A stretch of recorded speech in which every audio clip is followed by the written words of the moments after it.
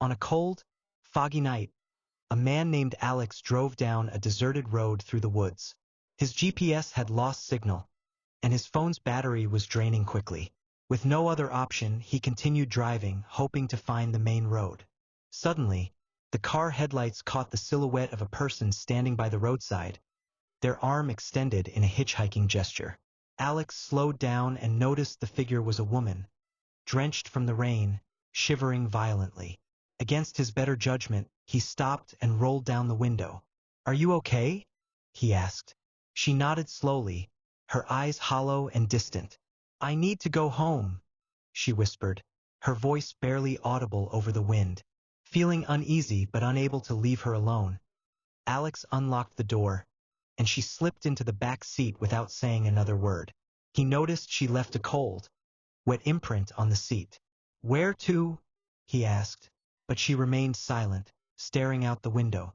Minutes turned into hours as they drove deeper into the forest. Alex tried to make conversation, but she never responded, her eyes fixed on the darkness outside. Just as he was about to give up, she spoke softly, almost a whisper. "My house is just ahead." He followed her directions until they reached an old, decrepit house, barely visible through the mist. As Alex turned to ask if she needed help, he found the back seat empty. Startled, he looked around, but she was gone. All that remained was a damp patch where she had sat. Confused and unnerved, he got out of the car. "Hello?" he called out. No answer. The wind howled through the trees, and the house loomed like a shadowy specter.